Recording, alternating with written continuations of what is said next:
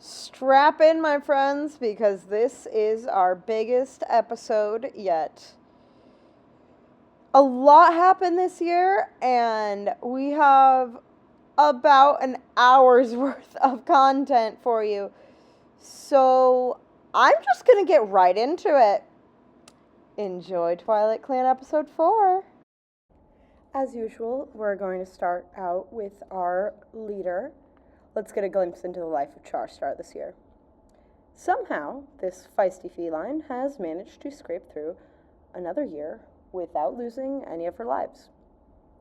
While this might make you think that she's just a very cautious and hesitant cat who shies away from potential danger, that simply is not the case. No, the truth is that every year of her leadership has been marked with new scars as she tries time and time again to fight back against the dogs that have been terrorizing her clanmates. This year, she got her tail bitten, and it even ended up getting infected. And yet, not a single life was lost. Of course, Charstar is grateful for her prolonged health, or at least she tries to be, but it's hard having to see her clanmates succumb to their own illnesses and injuries when she still has 9 lives, and they only have 1. And what's more, her joint pain has gotten more severe this year, reminding her of the fact that she is no longer a young cat. One of her great worries is that her lives will be lost suddenly, ebbing away in her sleep as she succumbs to old age. This is what happened to her father, who was leader before her. Granted, he'd already lost some lives before then, and she knows this shouldn't happen to her for many moons. And if that ever were to happen, she has faith that her deputy, Logflake, would be capable of stepping up to take her place. Beyond that, Charstar is struggling with the idea that she's likely the last of her family to be TwilightClan's leader. Her only daughter, Snapdragon Valley, seems so focused on her duties as a medicine cat that Charstar worries she has little interest in carrying on the family name. Thankfully, even if Charstar herself is feeling anxious about the future, TwilightClan itself has little need to worry about what may happen if they ever lose their leader. They have a brilliant deputy waiting in the wings.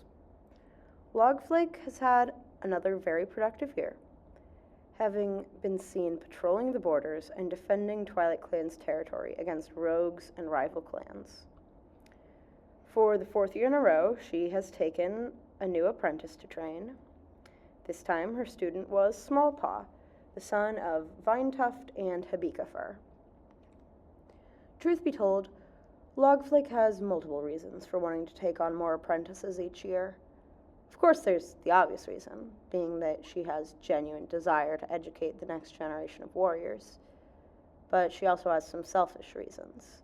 She hopes that maybe if she keeps taking on new apprentices, she won't dwell on the fact that all 3 of the cats she trained in previous years are gone. Just to remind you, her first apprentice, Cinnamon Screech, froze to death last year.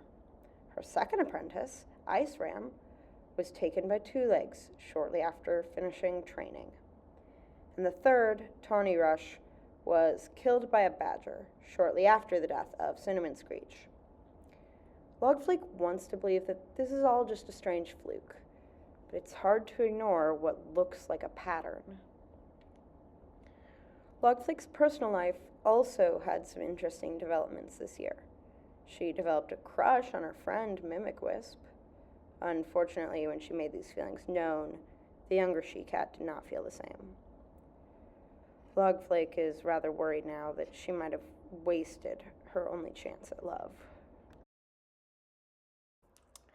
So, the medicine den is starting to look very crowded. Right now, there is a total of 4 full-time medicine cats, plus there is frequent assistance from the clan's elder, Rocktuft.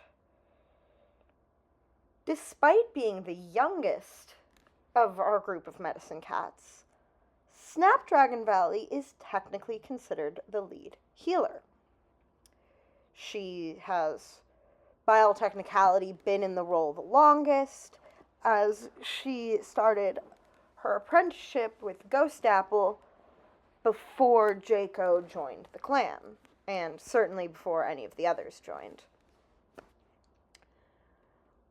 Honestly, what this really means is she often takes the spotlight when it comes to meetings, and she is often the one who speaks with Charstar. But this kind of makes sense, given that she is also the leader's daughter. So it just makes the most sense diplomatically as well as according to their technical roles. But she's honestly had a pretty great year, given the fact that she's gotten lots of help and there wasn't too much illness this year. Frankly, she's also quite glad that her mother has managed to keep her lives, even if she has continued to constantly get injured. It drives poor Snapdragon up the wall.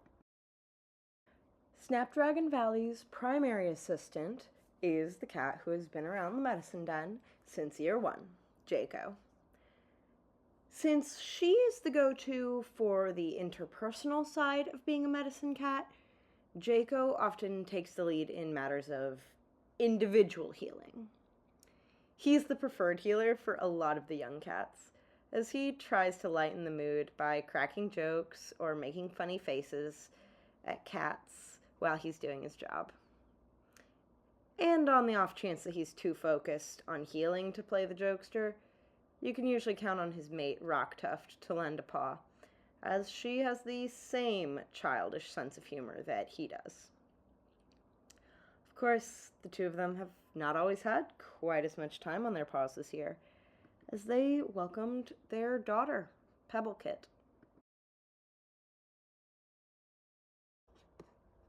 For the sake of the story, I am actually going to switch over to Pebble's perspective for a moment. First of all, I'm going to address her name. Jaco and Rocktuft thought it was really funny for their daughter, who looks so much like Rocktuft, to be called Pebblekit. Like I said before, they're both jokesters. Anyways, Pebblepaw was shaping up to be a very loyal and sweet cat. She takes after her mother in many ways, especially in terms of her boundless confidence. She was assigned to train under Mimic Wisp and was actually shaping up to be a great future warrior. Best of all, she was excited about the prospect that she was going to be a big sister. That's right, Jaco and Rocktuft were already expecting their second litter.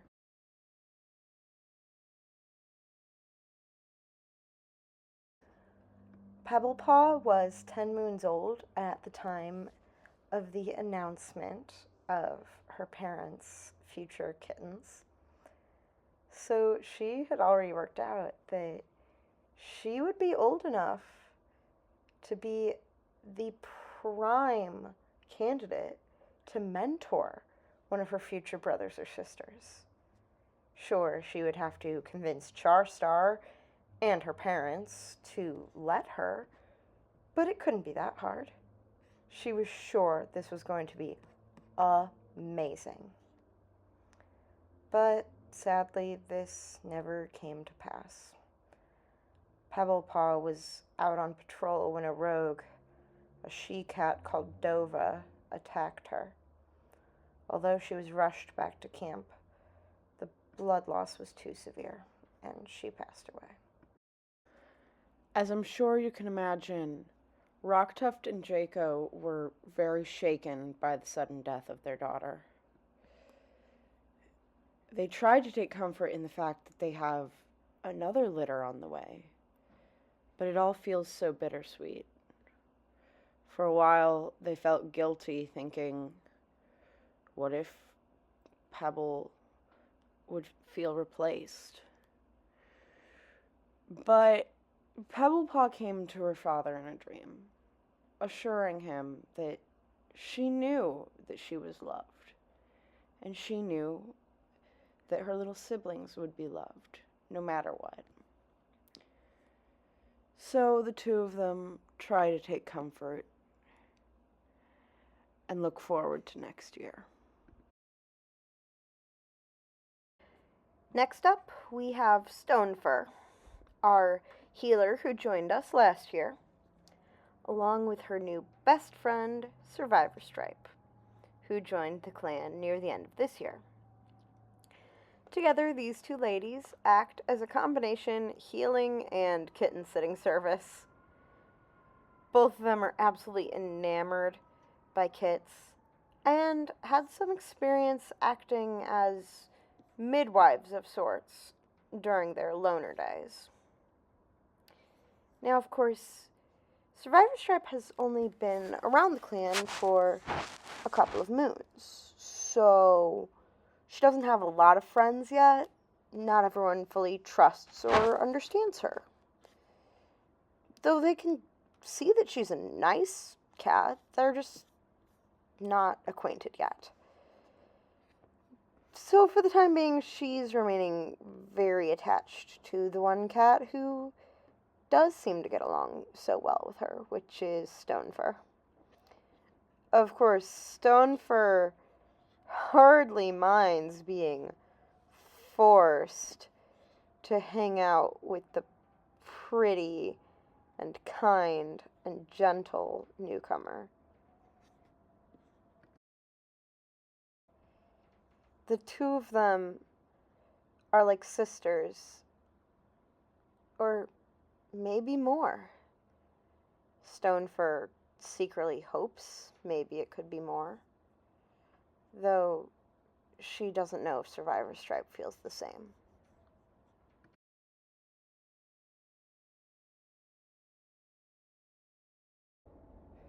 The clan has also gotten their first, and as of right now, only, mediator.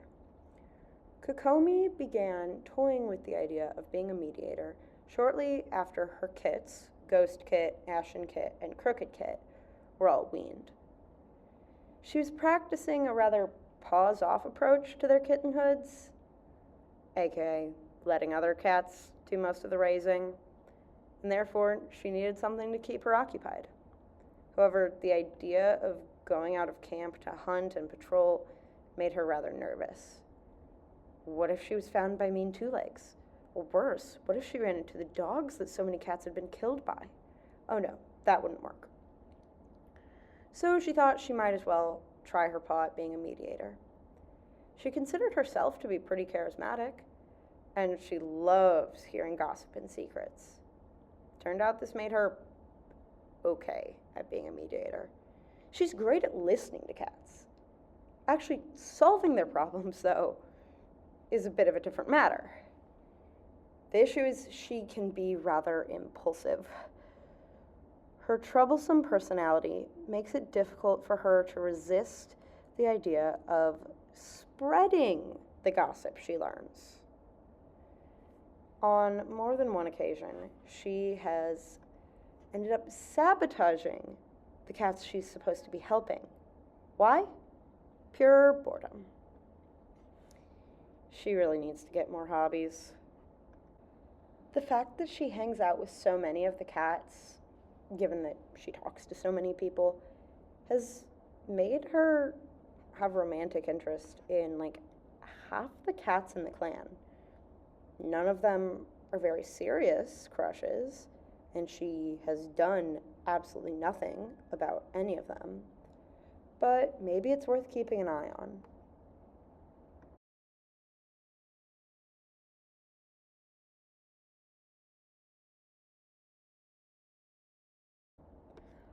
About halfway through the year, the clan saw the addition of Cave Mouse.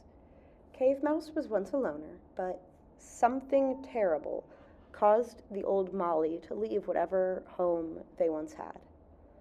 Although Cave Mouse has refused to elaborate on what this something horrible could have been, everyone suspects it had something to do with the concerning number of broken bones they had when they were first brought back to camp. They had to be helped by Moonswarm and Ashenpaw, the cats who had found them, to even make it back to camp. While Cave Mouse was healing in the medicine cat den, he came out as a trans man. I would like to imagine that this epiphany might have been partially inspired by our lead medicine cat, Snapdragon Valley.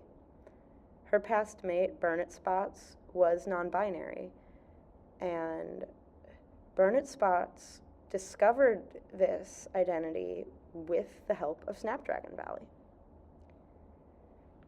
Plus, Snapdragon Valley herself is either bi or pan, so who knows?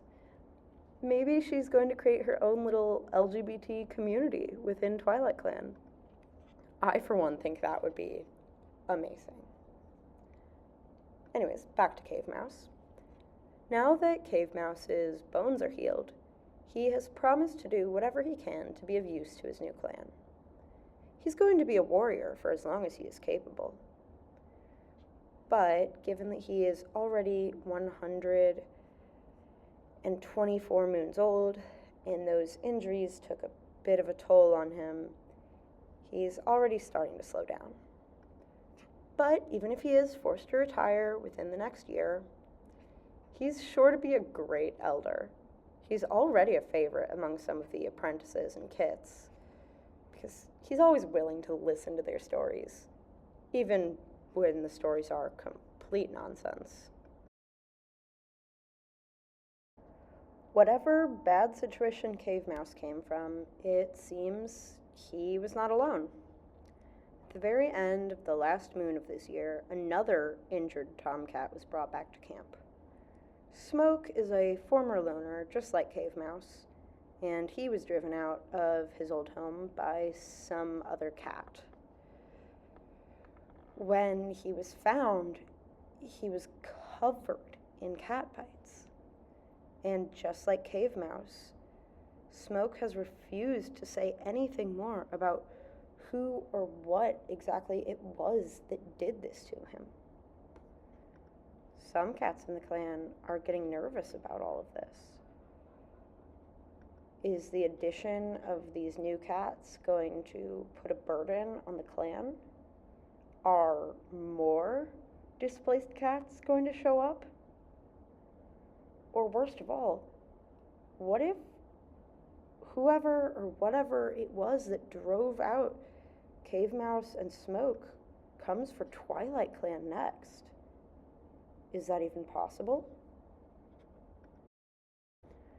Right now, Smoke is not really able to offer any help, although I've drawn him upright and able to groom himself.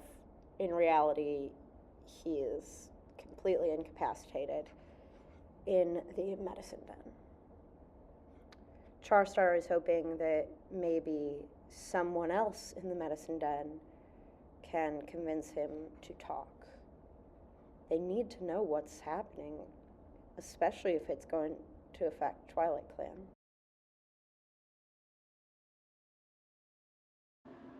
Vinetuft's year was thankfully quite uneventful.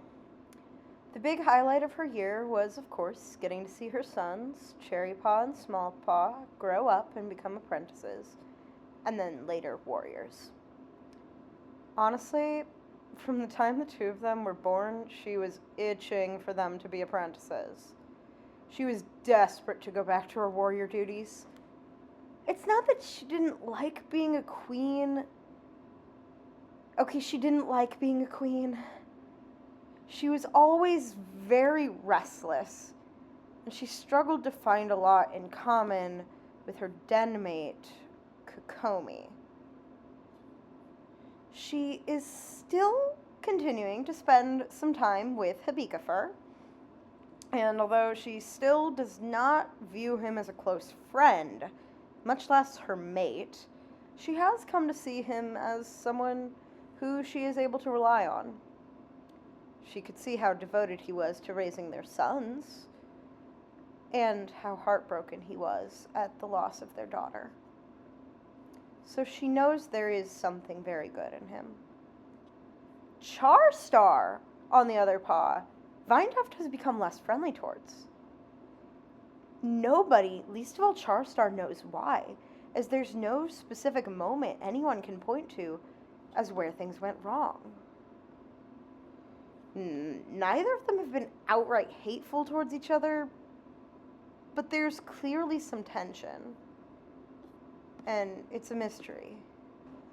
Habikafer is pretty much in the same boat as Vinetuft, having had an uneventful year outside of the ceremonies of his sons.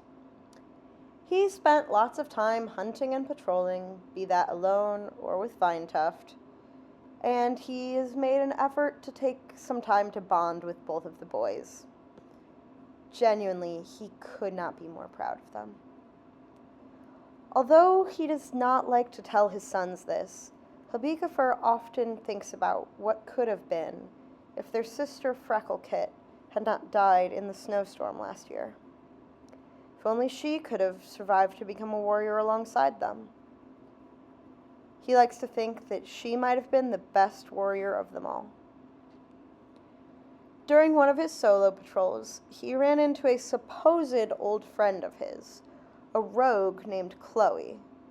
It seems, however, that Chloe did not view him as a friend, as she sent him back to camp with some nasty scratches. Thankfully, they all healed quickly, so it wasn't too big of a concern. This is actually not the first time the clan has encountered Chloe. Habikafer had been seen arguing over the border with her a couple times in the past, and Moonswarm once ran into her when she was looking for her kitty pet friend, James.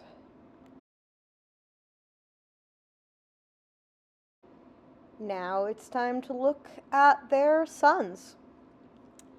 Cherrypaw and his mentor, Jellybean Ripple, were probably the mentor and apprentice duo which stood out the most this year with their fun dynamics.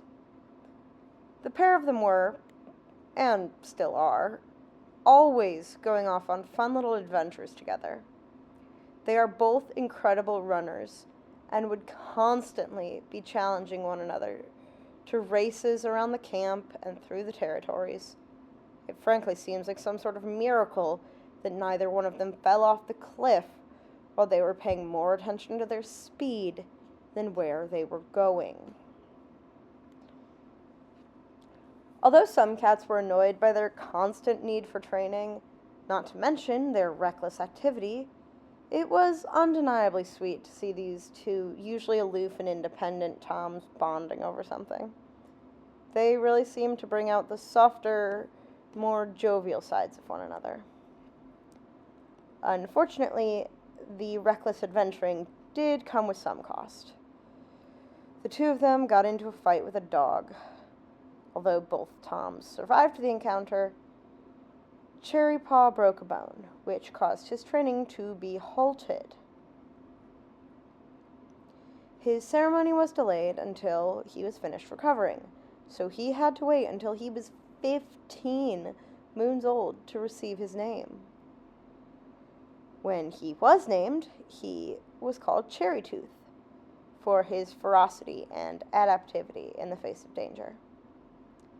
Cherrytooth was incredibly bitter about his late graduation, especially since his brother, Smallpaw, had done so well. He even started to think that Jellybean Ripple was in the wrong for not discouraging him from taking on fights. However, after his warrior ceremony, Habikafer made a point of pulling him aside to say just how proud he was, and this brightened the young tomcat's mood a bit.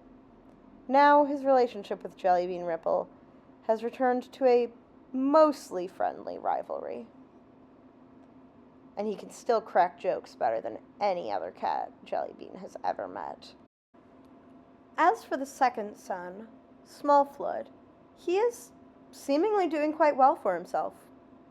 So far, he seems to be avoiding whatever curse was on Logflake's past students.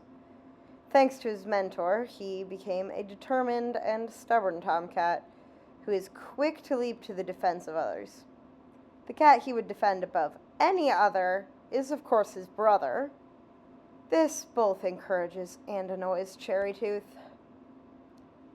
Smallflood absolutely aced all of his training, which is why he was able to graduate at only 11 moons old. He learned most of this by watching his mentor very closely while she was performing her duties as deputy. He tried to pay attention to how she carried herself, her voice, every little thing he could. Now, all of this is not to say that he is incapable of getting into some trouble now and then. He tried to scuffle with a dog and ended up with a torn ear. He was lucky the dog was little more than a puppy, and it really just wanted to play with him. So he walked away with only a chip in the ear and a bruised ego. Recently, Smallflood has developed something of a soft spot for kittens. His playful demeanor and ability to negotiate with youngsters make him believe he could be a great father someday. And if that doesn't work out, maybe Cherrytooth will have kits, and he can be an uncle instead. Or maybe he could even get the best of both worlds. Wouldn't that be amazing? Next up, I need to introduce a pair of newcomers, Fork and Thrift Whisker. Fork is the short-haired cat with the brownish-gray spots, and Thrift Whisker is the orange cat with the bow, the one currently on screen right now. Both of these cats joined in Moon 44, and they are actually mates. Fork was the first out of the two to join. He was invited in because Violet Fade ran into him while she was out on a walk. He was being chased by a rather large dog, and Violet Fade immediately had a flashback to her two brothers, Sandbellow and Shaded Drift, who, if you remember, they were killed because of injuries inflicted by a dog. Violet Fade rushed in to save the loner, only for him to immediately turn around and yowl at the dog as well. Much to Violet Fade's shock, the dog immediately stopped running. It actually looked playful. Fork explained that he was actually friendly with lots of dogs. He could even talk to them. Violet Fade asked him to come back to camp with her. She had to show Charstar this absolute oddball she had found. Back in TwilightClan, Fork explained that he had once been a kitty pet, but something bad had happened to his two legs, so he'd been a loner for the past few moons. He was allowed to hang out for a while, at least until he could decide where he was going to go, and he graciously accepted. Though he was doing all right as a loner, he had missed having something of a roof over his head, and TwilightClan's caves seemed like a good substitution. But it turned out that there was actually something else that Fork had failed to mention.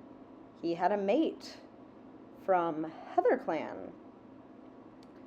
Thrift Whisker had been planning for the past few moons to leave her clan in order to be with Fork. However, when she ran into him on the border with TwilightClan, he explained what had occurred, and she suggested maybe the two of them could just live in TwilightClan together.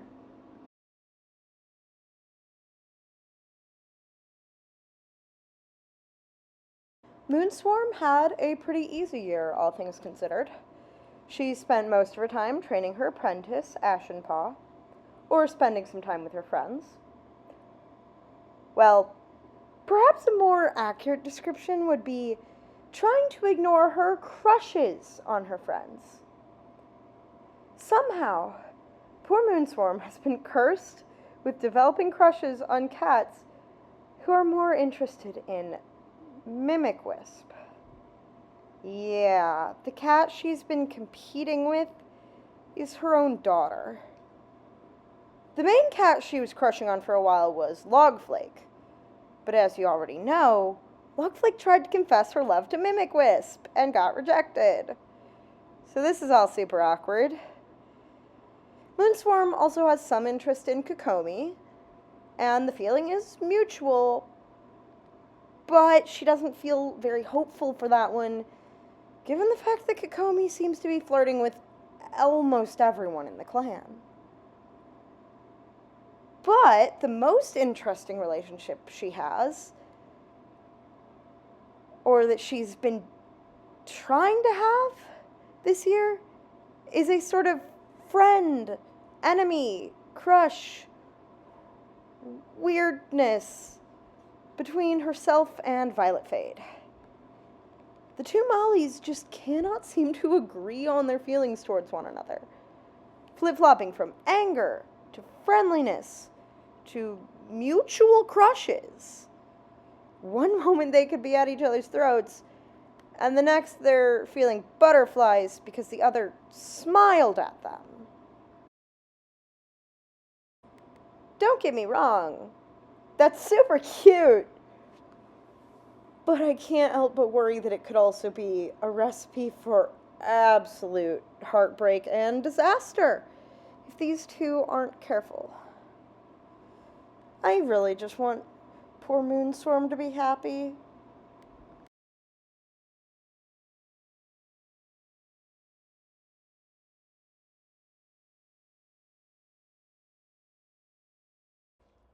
Thankfully, Moonswarm will not have to face the difficulties of next year alone. If all else fails, she'll still have her good friend James the kitty pet. Though perhaps I should say James the warrior. That's right, James has finally moved into TwilightClan for good. Charstar had heard many great things about James from Moonswarm and some of the other warriors who had ventured close enough to the two-leg place to meet her. And TwilightClan has always been open to kitty pets, so long as they're able to do their part. So it seemed only natural that when the two eventually crossed paths, Charstar would extend an invitation to James. If ever she wanted, she could become a TwilightClan warrior.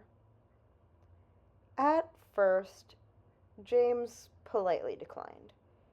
She thought it all sounded very exciting, and it was kind of Charstar to extend the invitation. But James wasn't sure that TwilightClan was really the place for her. But then later, she confided in Moonswarm that she was beginning to feel out of place in her own home. Her two legs had gotten a dog. The dog was always chasing and harassing her. And although she had never been harmed, she was tired of always feeling like she had to be on high alert in her own home. So, James agreed to give warrior life a try. Thankfully, despite having been a kitty pet for the majority of her life, James is actually adapting pretty easily to being a warrior. She's a good fighter, not to mention the fact that she's naturally charming, so she can easily make friends.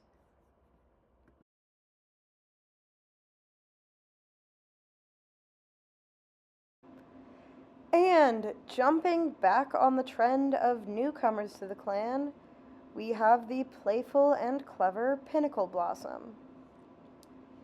He grew up as a loner, but he lost his home in a flood. Coincidentally, that flood carried him close to TwilightClan's territories.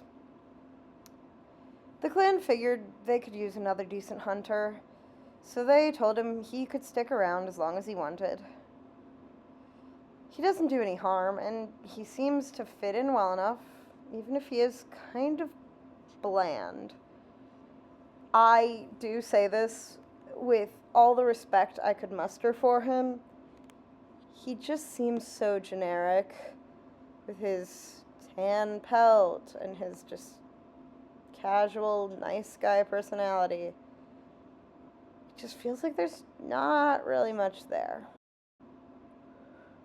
Of course, maybe he's more complicated than he looks, as he seems to have a secret relationship with some cat in TwilightClan. He hasn't told anybody about it, so nobody knows who it would be. But rumors spiral, and it's unknown what he's going to do if and when his secret comes out. But of course, Pinnacle Blossom was not the only former loner brought into the clan this year. Actually, moons before Pinnacle showed up, we met Roar. Roar was brought back to TwilightClan very early in the year. She had run into Violet Fade and asked if TwilightClan could spare some herbs, because she had an injured tail. Really, Roar had intended for that to be the extent of her interaction with TwilightClan. But then she was convinced to stick around, at least until her cuts were healed. Snapdragon Valley and the other medicine cats wanted to keep a close eye on things to make sure nothing got infected. They had prey to spare, and it felt more advantageous to keep any potentially ill or weak cats close to camp. If something bad were to happen to Roar while she was off on her own on TwilightClan territory, it could very well end up putting TwilightClan at risk. And then, once she was healed, Roar felt like it would be weird to just up and leave. Felt rude to turn around and say, "Oh, I'm better now, see you never." So she said she'd stick around till the end of the season. In the time she has been around, she has shown herself to be a valuable asset to the clan in terms of hunting, but she has struggled to make any progress on the personal connections front. She's a bit of an oddball, always trying to tell others about the weird theories she has or telling crazy stories from her youth that most cats know can't be true. Beyond that, she is always itching for something she cannot really place. Near the end of this year, she had almost had her mind made up that she was going to leave the clan. But then she got yellow cough and had to go back to the medicine cat den. So, as you can probably guess from the number of times her name has already come up this year, Violet Fade was a bit of a busy girl. She was responsible for at least 2 of the new additions to the clan. 3 if you count Thrift Whisker, since Thrift only joined because Violet Fade brought in Fork. And the other one, of course, was Roar. Violet Fade is still dealing with pretty bad joint pain, both from her birth defect and the fact that as a young warrior she sustained multiple injuries. This made it harder for her to work with her apprentice, Ghostpaw, especially during the colder months. By the way, if anyone has a guess at what sort of condition she could have been born with, please do comment. All the generator says is constant joint pain, so I am curious what it could mean in terms of a medical diagnosis. But anyways, back to Violet Fade's year. She also had a pretty difficult year in terms of her relationships. As you already heard, she and Moonswarm have been on an absolute roller coaster of emotions with one another. Her dislike of Moonswarm even elevated to hatred for a moon or so before it simmered down and was replaced with a tiny bit of romantic interest. I don't know what's going on with this girlie. She also developed small crushes on Snapdragon Valley and Stonefur. Maybe she has a thing for the dark-furred medicine cats? But most of all, she has an infatuation towards Rainwhisker. Only trouble is she has no idea how to actually talk to the objects of her affection. and instead usually finds herself awkwardly staring at them. What to do with our poor little disaster girl?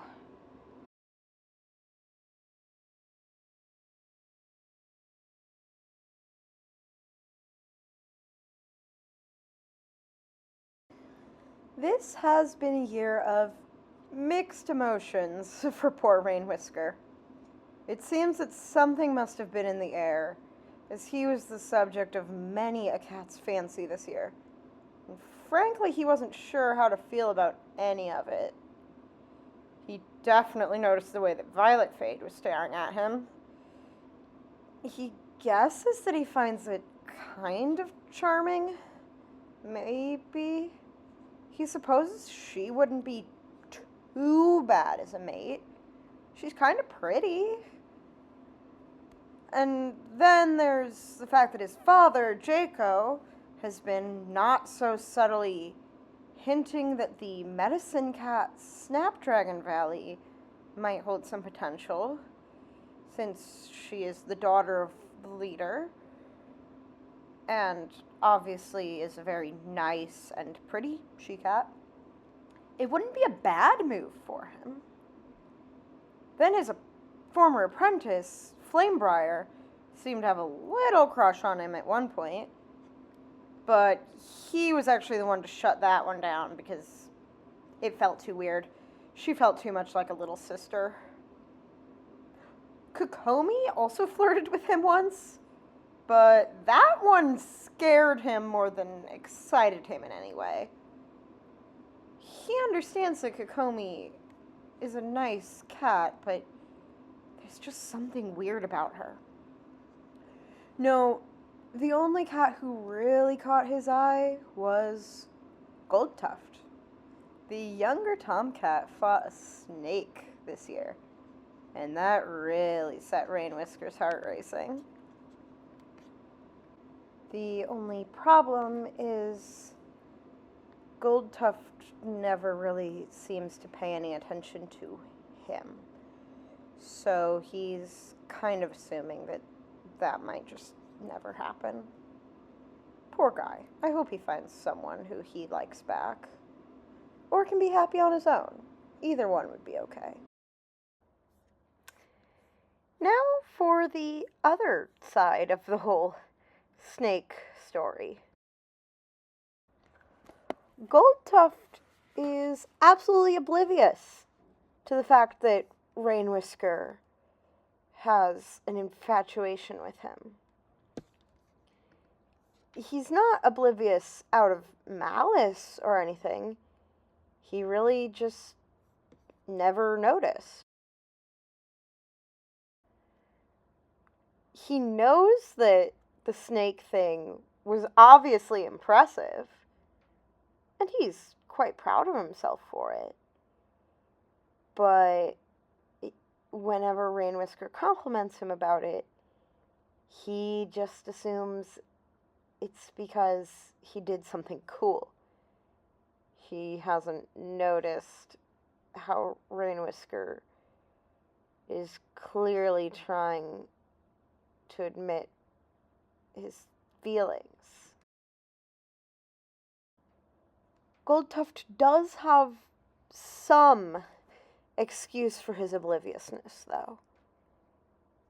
He seems to have eyes for one cat and one cat only, and that cat is Snapdragon Valley.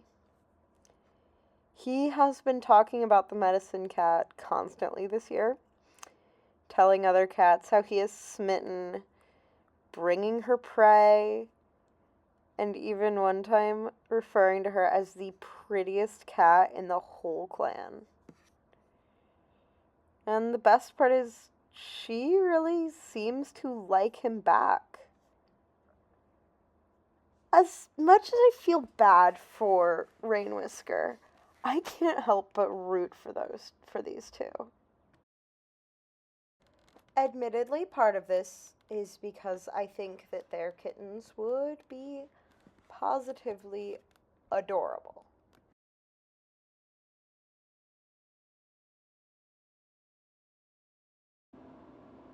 There is really not much that can be said for the year Flamebriar had, as in only the second moon of the year, she was killed by a large dog.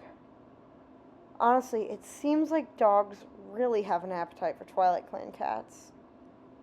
The only silver lining to any of this is that she has gotten to reunite with her sister, Tawny Rush, as well as her adoptive father, Gold Dapple, and her other adopted siblings.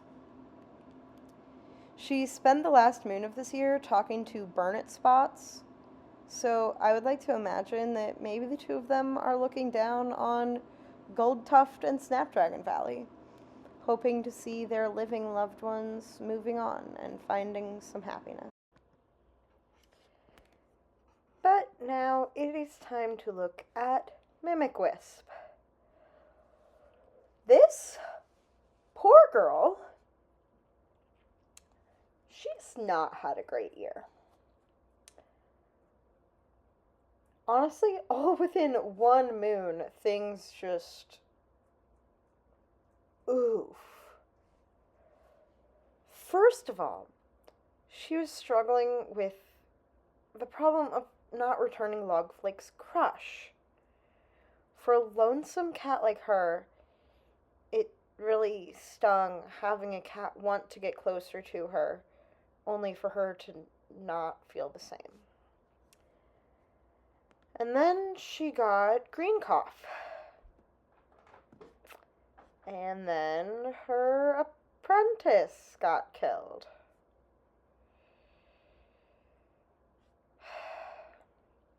What a mess. Oh yeah, and in the midst of all of that, she found a abandoned kitten in the middle of Leaf Bare. She tried to keep the poor little thing warm, but it died before she could get it back to the safety of camp. I would want to say that there's some light in this, in that she has a small crush on Kokomi, but Kokomi is twice her age and interested in a bunch of other cats.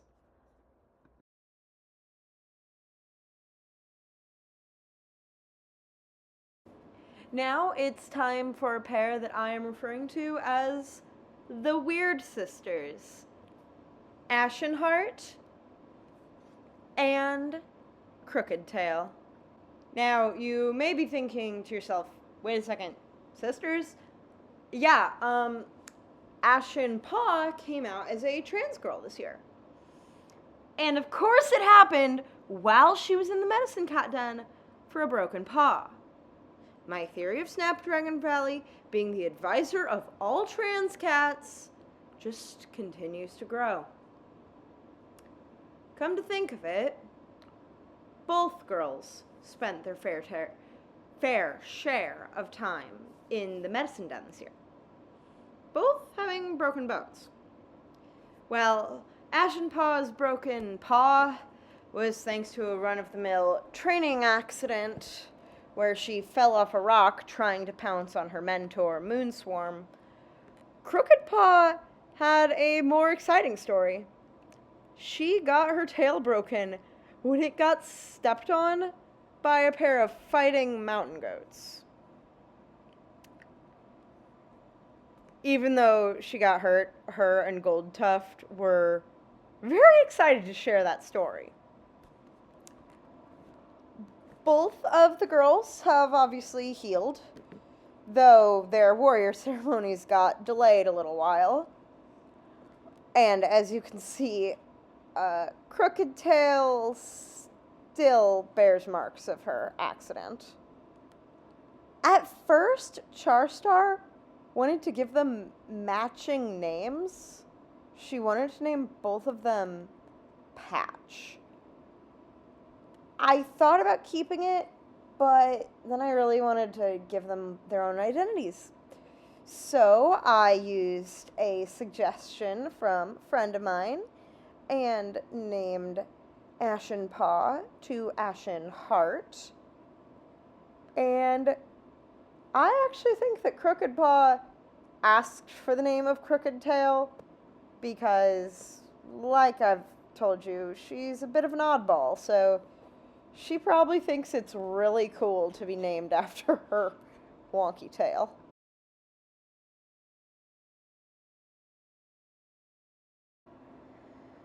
And alas, our creepy little Cheshire Cat smiling ghost paw has indeed become a ghost. He was assigned to Violet Fade for training and seemed to be doing well for himself for a little while. Unfortunately, he and his mentor got caught in an avalanche, and while she managed to make it out, he wasn't so lucky. He was crushed by the falling rocks. Although I am super bummed to see him go so soon, as he was honestly one of my favorite characters, I do take comfort in the idea that he could keep haunting people. I especially think he's going to play ghostly pranks on his living siblings. So that is a wrap on year 4 of TwilightClan. I really hope you guys have been enjoying this series so far. I definitely know I've been really enjoying making it and really enjoying piecing these stories together for you and trying to make a narrative that appeals to some of my storytelling abilities and also challenging me. And I'm sure you can tell that I have my personal favorite cats and that some kitties are getting some special treatment. I can't help it. But I, of course, still want to know if you guys have any fan favorites or if you have name suggestions or, heck, even plot suggestions. I write half the plot, so I can fit your ideas in there. Drop your comments below, and as always, huge thank you to all of the people that have inspired me to do this. All of the people who made the bases and line art that I have used as references. And of course, thank you guys. See you in the next one. Bye-bye.